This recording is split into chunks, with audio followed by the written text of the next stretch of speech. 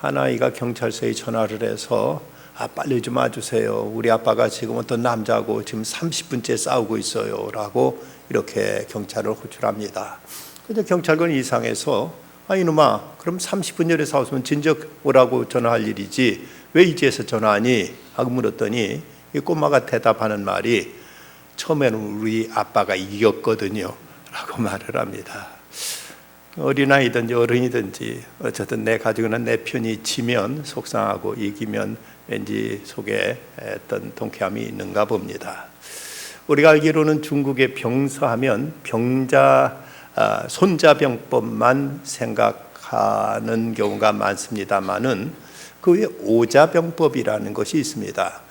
손자병법은 대적병법, 그러니까 상대방에 대해서 어떻게 싸우느냐 하는 이 적을 향한 어떤 병법이라면, 오자병법은 대아병법, 이제 전쟁과 싸움에 임하는 내 자신, 우리 편을 어떻게 이제 그 전쟁에 맞도록 대비해야 되느냐 하는 대아병법으로 알려져 있습니다. 그런데 그 오자병법 가운데 도국편에 보면 적과 싸우는 데서 무엇보다도 무장을 위해서, 정신무장을 위해서 가장 필요한 것이 적으로부터 치욕을 받게 해서 자국민들로 하여금 적에 대한 분노와 어떤 자기 나라에 대한 애국심을 고양해서 마음을 전투의 의지로 불태우는 것이라고 이렇게 얘기하고 있습니다. 거기 보면 이 백성들로 하여금 그 서력하고자 하는 이런 의분심을 갖게 단합시키는 것이 전쟁에서 이길 수 있는 5가지 내적인 요인을 이제 들고 있는데, 하나가 도라고 해서 국력, 두 번째가 양이라고 해서 물력, 세 번째가 수라고 해서 병력, 네 번째가 비라고 해서 무력, 또 분이라고 해서 심력을 꼽고 있는데, 그 중에서 가장 중요한 것이 바로 이제 심력으로서 상대방에 대한 어떤 분노, 그리고 치욕을 받음으로 인해서 국민들의 마음을 하나로 모두는 것, 이것이 가장 중요한 내적인 요인이라고 이렇게 오자병법은 주장하고 있습니다. 전쟁에 자주 이기게 되면 방만해져서 정신력이 해이된다고 말하면서, 전쟁에 5번 이긴 나라는 반드시 망한다, 또 4번 이긴 나라는 해침을 받는다, 3번 이긴 나라는 이제 나라보다 적은 그 지방정부 같은 후로 약화된다, 2번 이긴 나라는 왕으로서 근근히 유지할 뿐이며 한 번 이긴 나라만이 제 황제가 된다고 이런 이제 주장을 펼치고 있습니다. 자주 이기다 보면 정신이 해이해져서 그만 상대방에 대해서 이제 안이하게 되었다가 패하게 된다는 것이죠. 그런데 이 오자병법을 가장 지혜롭게 잘 활용했던 사람이 어쩌면 2차 대전 때 루즈벨트 대통령이 아니었느냐고 이렇게 꼽는 사람들이 있습니다. 여러분, 그 2차 대전 특별히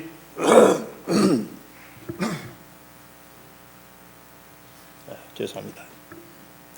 태평양 전쟁의 발단은 일본군의 진주만 그 침략이죠.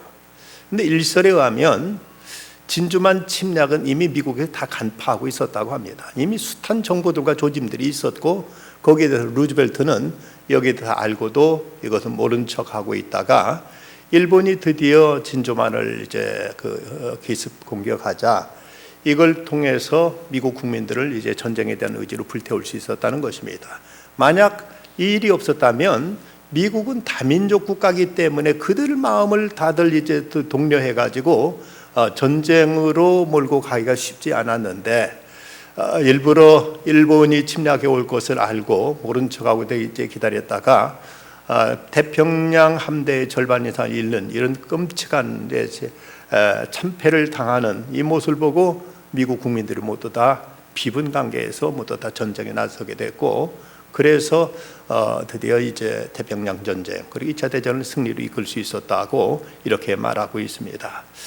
대통령 구구하고 국민들에게 호소할 필요 없이 Don't forget Pearl Harbor, 진주만을 잊지 말라 하는 이 한마디로 모든 미국 국민들은 이제 일본에 대한 복수가 반드시 이루어져야만 된다는 이런 생각으로 국민들 생각을 똘똘 하나로 묶을 수 있었다는 것이죠.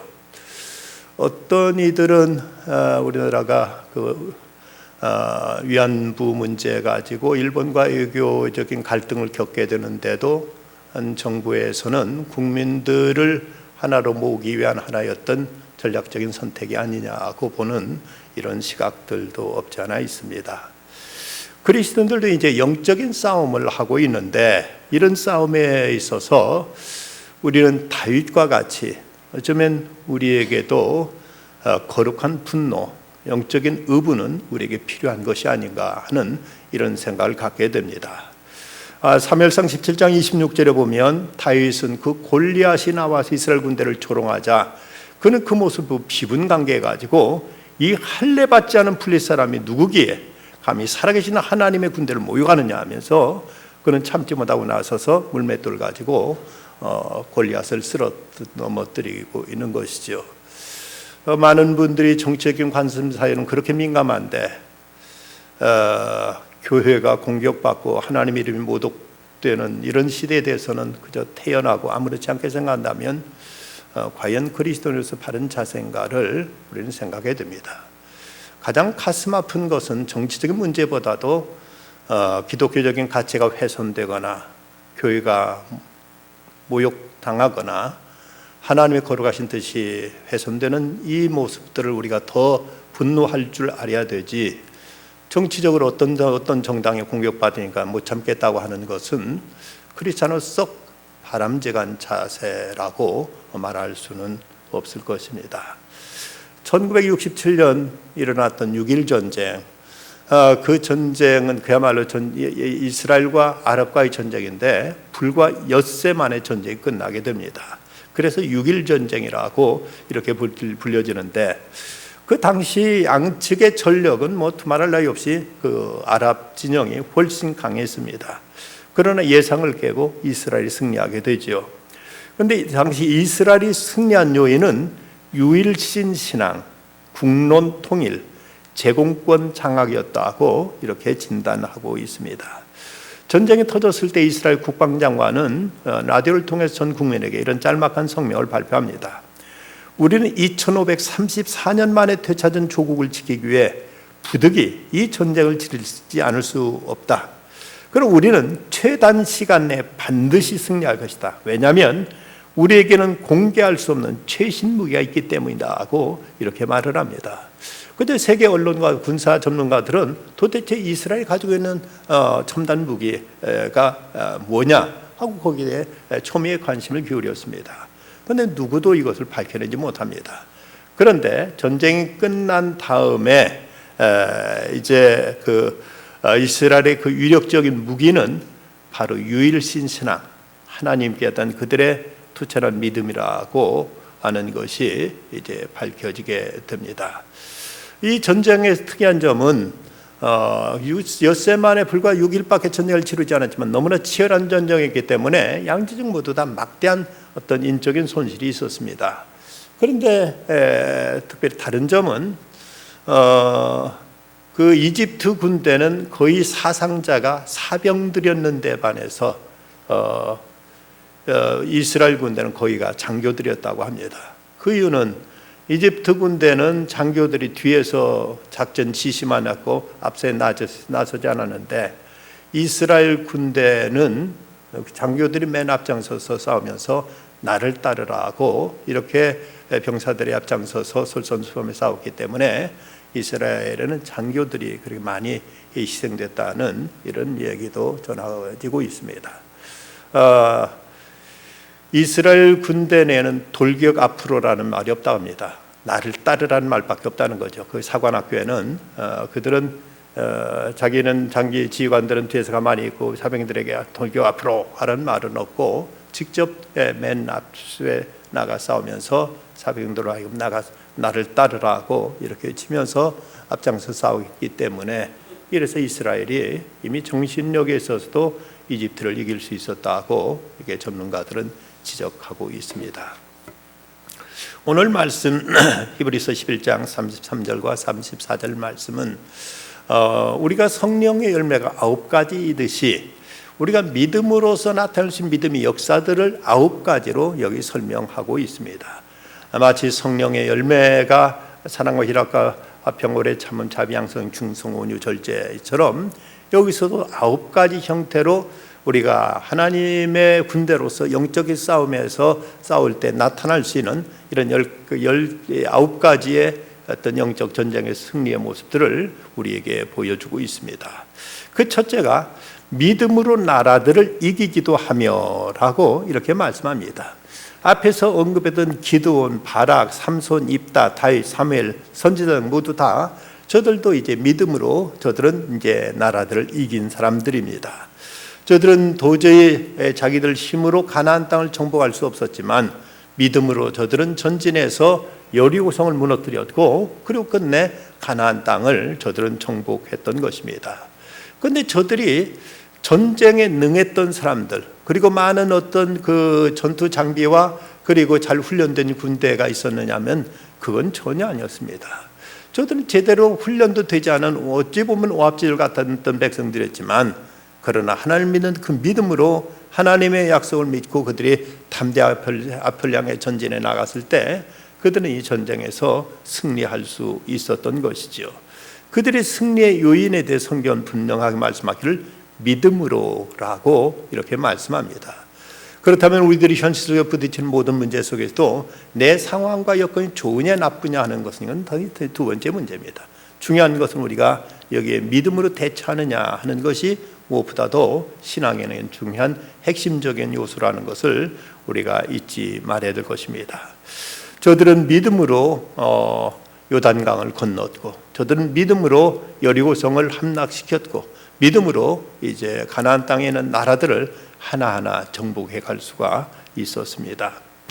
오래전에 미국의 해리 로더라는 그 가수가 있었습니다. 어느 날 그가 공연 도중에 그 자기 아들이 전쟁에서만 전사했다는 그 통보를 받게 됩니다. 그 소식을 듣고도 그는 예정된 공연을 그는 이제 묵묵히 감당했습니다. 사람들 앞에서 웃고 또 노래 부르고 하며 공연을 다 마쳤습니다. 그리고 아들이 시신이 안치되었다는 병원으로 달려갔는데 야전병원에 갔을 때 그는 거기서 침통한 마음을 금할 수 없었지만 그러나 비록 내가 낳은 아들은 아니지만 아직도 이 전쟁을 위해서 나라의 그 아들들이 여기서 싸우고 있다는 사실을 생각했을 때 그는 이제 스스로 자원 공연을 이제 자청합니다. 그래서 전선에 나가서 싸우고 있는 병사들을 위해서 노래를 선사했습니다. 그는 견딜 수 없는 아픔과 슬픔이 있었지만 그럼에도 불구하고 믿음으로 자기 아픔과 상처를 견뎌내고 이길 수 있었던 것입니다. 그는 한 잡지와 인터뷰에서 지난 자기의 그 고난을 회상하면서 이런 말을 합니다. 고난을 맞는 인간의 태도는 세 가지입니다. 이 세상을 비관함으로 좌절하든지 술을 계속 마심으로 파멸을 당하든지 하나님께 슬픔을 가져가든지 하는 것입니다. 저는 슬픔을 하나님께 가져가 맡김으로 위로를 얻었고 그것을 다른 사람에게 증거할 수 있게 되었습니다 라고 이렇게 말합니다. 그에게도 견딜 수 없는 슬픔이 있었고 말할 수 없는 마음의 상처가 있었지만 그는 믿음으로 이걸 극복하고 오히려 다른 사람을 위로할 수 있는 다른 이제 병사들을 오히려 가서 격려할 수 있는 이런 위문 공연자로서 자기 본분, 자기 사명을 온전히 수행할 수가 있었던 것입니다. 다음 두 번째는 의를 행하기도 하며라고 말씀합니다. 사무엘 하에 있는 말씀 8장 15절에 보면 다윗이 온 이스라엘을 다스려 다윗이 모든 백성에게 정의와 공의를 행할세라고 해서 다윗은 이제 공의를 통해 공의를 가지고 나라를 다스렸다고 이렇게 말씀합니다. 그러면 성경에 나온 요셉도 애굽의 총리로 있을 때 그는 그 정의로 나라를 통치하여 그 7년 흉년의 그 기근에서 백성들을 구원할 수 있었고 나라를 더 부강한 나라로 만들어낼 수가 있었습니다. 베드로는 말하기를 각 나라 중 하나님을 경외하며 의를 행하는 사람은 다 받으신 줄 깨달았다며 거짓이 판치는 세상 속에서도 우리가 의롭게 살아야 될 이유를 말하고 있습니다. 그런데 우리가 어떻게 하면 이런 이제 불의한 세상, 여러 가지 공평하지 못한 세상, 법이 제대로 시행되지 않는 이런 현실 속에서도 어떻게 우리가 정의를 행할 수 있는가? 그것은 최종적인 심판자는 하나님이시라는 사람을 믿고 이걸 신뢰할 때 우리는 정의를 행할 수가 있습니다.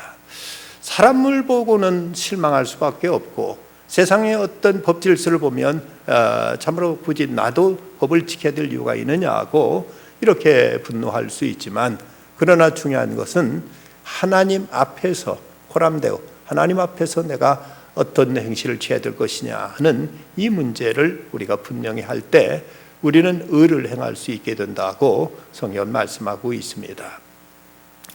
한 제자가 몹시 이제 분노를 터뜨리며 스승한테 와서 이렇게 따져댑니다. 동네 거리에 젊은 것들이 술 취해 가지고 여자들을 희롱하고 이제 이제 저렇게 이제 못된 짓을 하느니 온 세상에 이럴 수 있습니까? 하고 이렇게 화를 터뜨리자 스승이 하는 말이 다 내 탓일세라고 말합니다. 이 제자가 또 다시 하는 말이 동네 푸주간에 가니까 제대로 이제 공정하게 저울을 달지 않고 이것을 지금 속여 팔고 있으니 온 세상에 이럴 수 있습니까? 다 내 탓일세. 저 세금을 받는 세리들은 이거 공장의 세금을 받지 않고 거기 많은 그 세금을 더 덧붙여 가지고 사리사욕을 위해서 착복하고 있으니 온 세상에 이럴 수 있습니까? 다 내 탓일세.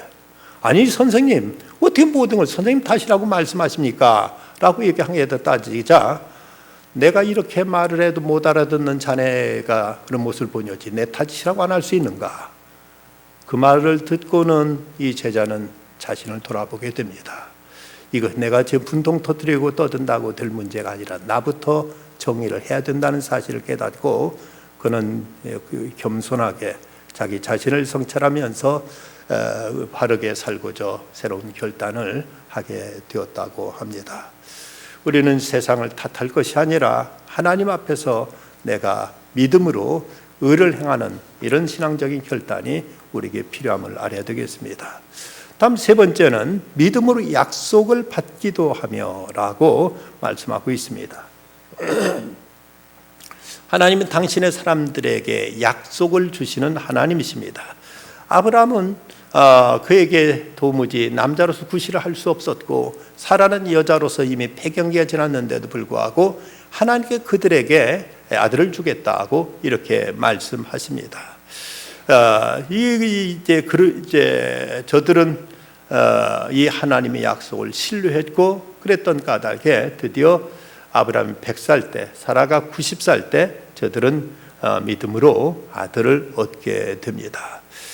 솔로몬은 하나님을 찬양한 말씀 가운데 열왕기상 8장 56절 보면 여호와를 찬송할지로다 그가 말씀하신 대로 그의 백성 이스라엘에게 태평을 주셨으니 그중 모세를 통하여 물은 말씀한 그 모든 좋은 약속이 하나도 이루어지지 아니함이 없도다고 이렇게 말하고 있습니다.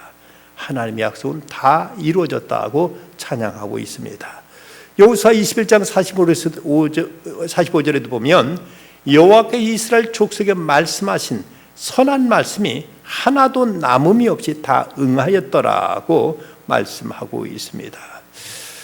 성경을 규칙적으로 읽고 성경을 진지하게 대하는 사람들은 성경을 통해서 하나님의 약속을 발견합니다. 내게 주시는 하나님의 약속을 받게 되고 이걸 믿음으로 기도한 끝에 드디어 약속을 이제 성취하게 되는 약속이 이루어지는 것을 경험하게 됩니다. 근데 많은 사람들이 하나님의 그 약속인지 어떻게 아느냐고 여기에 대해서 어떤 분별하는데 어떤 이제 확신을 찾지 못하는 이런 경우들이 많이 있습니다. 하나님의 뜻을 아는 법에 대해서 많은 책도 있고 여러 사람들이 여기에 대해서 주장하고 있는데 대체로 보면 네 가지로 정리할 수가 있습니다. 그 첫째는 내가 생각하는 것이 하나님의 뜻에 합당한가를 말씀에 비추어서 살펴보라고 말합니다.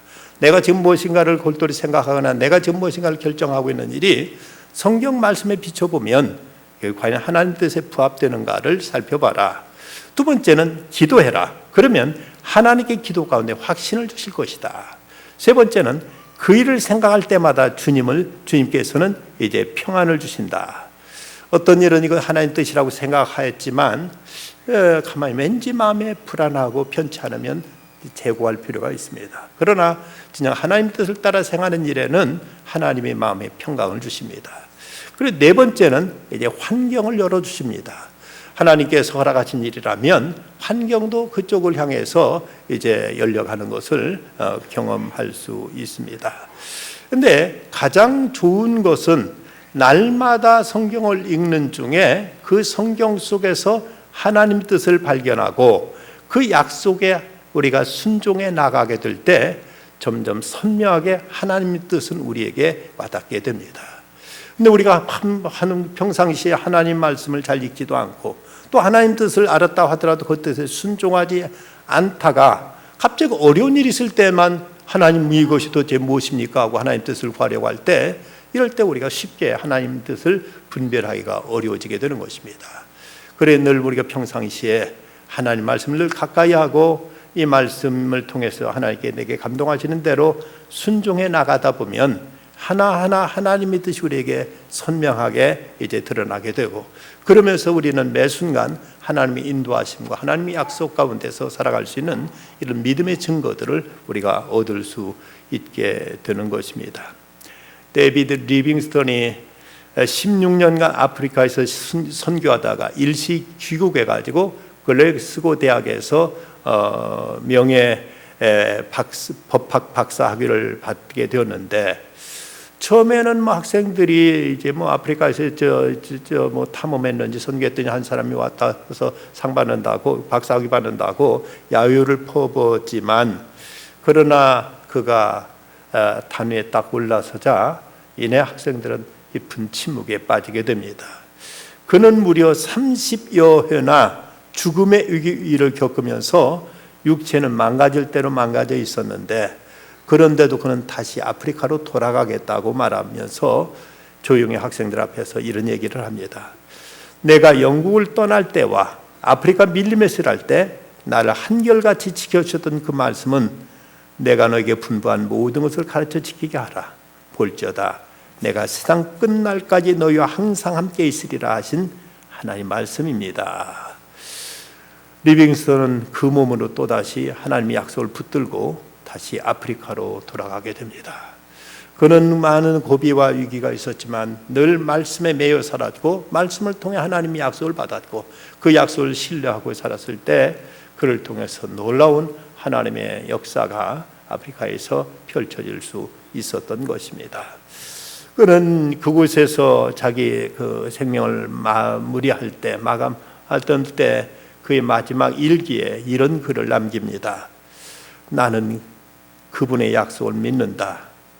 그분은 나와 함께 하겠다는 말씀을 반드시 지키실 것이다. 주님은 끝까지 약속하신 바대로 그와 함께 하셨고 그를 지켜주셨던 것입니다. 우리도 삶 속에서 날마다 하나님 말씀을 따라 살아가게 될 때 주님은 우리에게 약속을 주시고 그리고 그 약속을 우리 삶 속에 성취해 주시며 하나님의 신실하심을 우리에게 입증해 주실 것입니다. 다음 네 번째는 사자들의 입을 막기도 하며라고 말씀합니다. 이건 어쩌면 다니엘이 사자굴에 던져졌던 것을 말씀하신 듯 싶습니다. 다니엘은 늘 하루 3차례씩 정해놓고 하나님께 기도드렸습니다. 그는 그것도 느부갓네살 왕이 그는 어떤 신에게나 어떤 이제 사람에게 무엇을 구하거나 이제 빌지 못하도록 하는 법을 원수들이 그 다니엘을 시기해가지고 그를 넘어뜨릴 방법은 그의 기도하는 것밖에 없다고 생각해서 이런 법을 왕을 충동해가지고 반포하게 합니다. 그렇지만 그런 때에도 다니엘은 창문까지 열어놓고 예루살렘을 향한 에서 만들어 놓은 창문까지 열어놓고 전에 하던 대로 하루 3번씩 하나님께 기도하며 하나님께 감사했다고 성경에 기록하고 있습니다. 그래서 그는 꼼짝없이 왕에게 고발돼서 사자굴에 던져지게 되죠. 이제 사자굴에 던져졌지만 그러나 하나님께서 사자의 입을 막으시고 그를 사자굴에서 건져주셨을 뿐만 아니라 더 높이 그를 우뚝 세워주시는 이런 하나님의 영광, 하나님의 능력을 그는 체험하게 됩니다.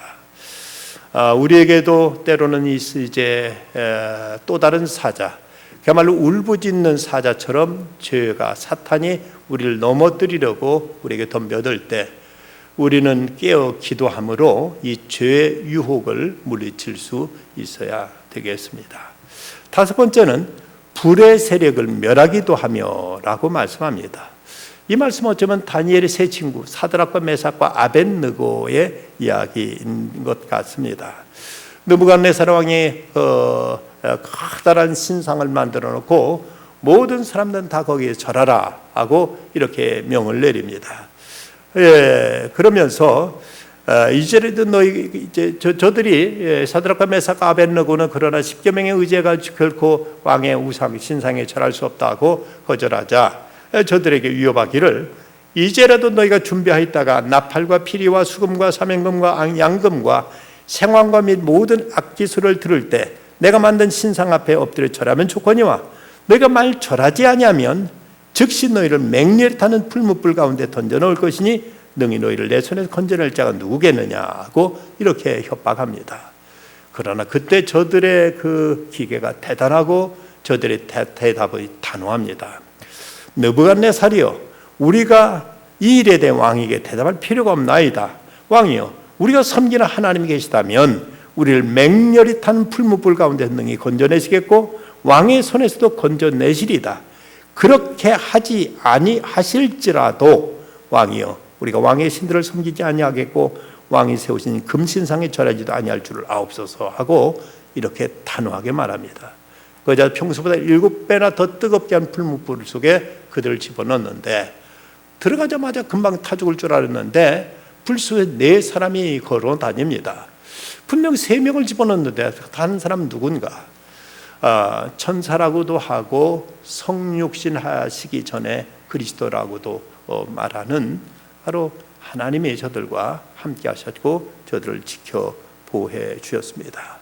저들이 믿음으로 승리했다면 우리도 믿음으로 우리가 담대하게 이런 악의 세력과 불의에 대해서 맞설 때 우리도 넉넉히 승리하게 될 것입니다.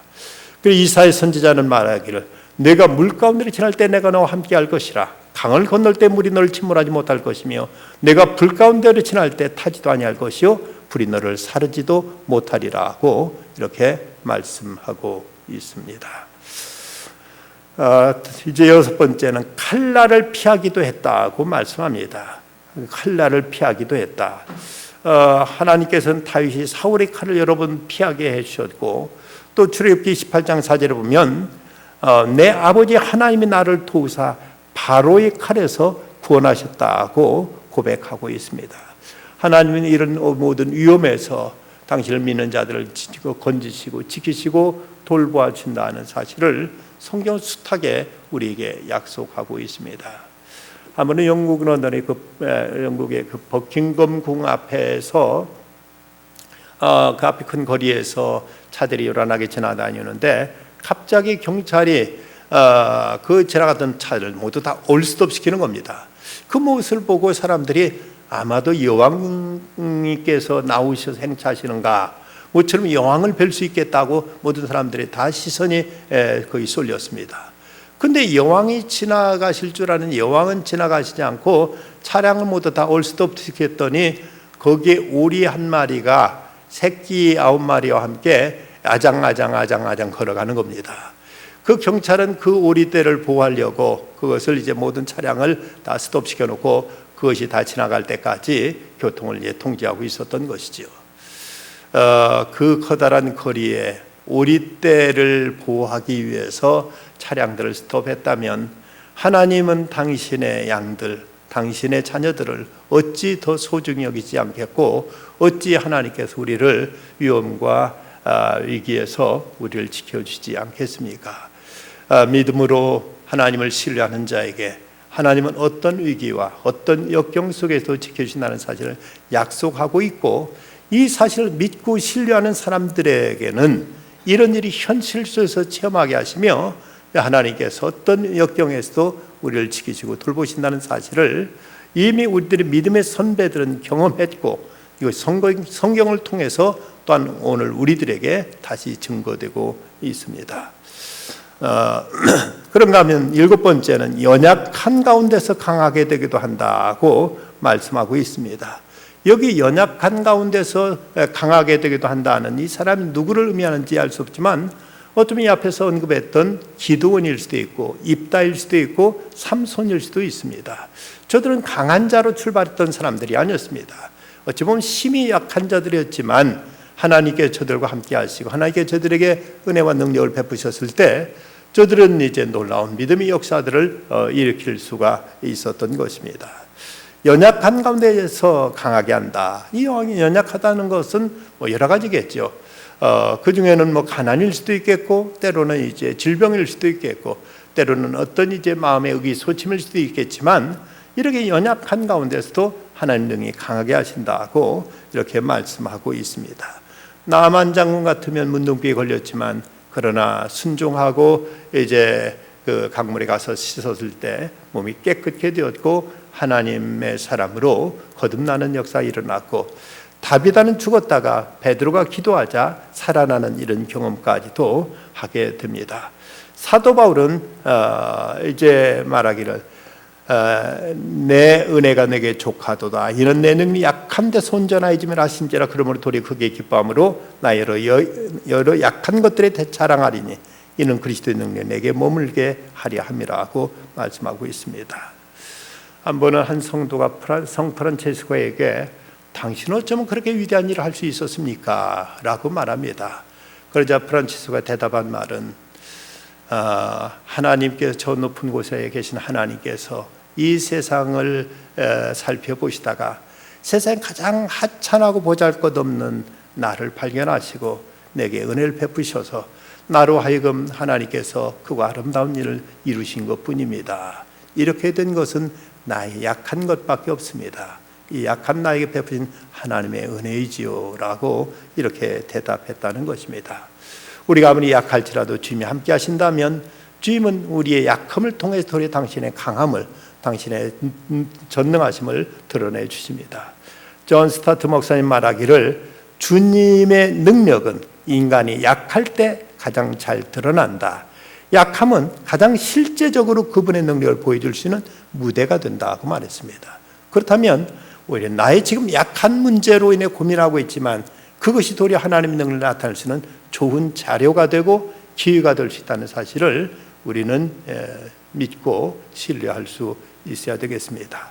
다음 8번째는 전쟁에 용감하게 되어라고 말씀하는데, 아브라함 메소포타미아 연합군들이 체제로 와가지고 자기 조카 롯과 그 가족들을 이제 포로로 잡아갔다는 말 듣자 자기 집에서 기른 가병 318명과 아넬과 마스골 등 그의 동맹한 자들과 밤중에 갑자기 야습해서 저들을 물리치고 자기의 그곳의 모든 약탈품들을 다 도로 찾아오고 자기의 조카 롯을 살려서 구출해내는 장면을 창세기 14장에 찾아볼 수가 있습니다.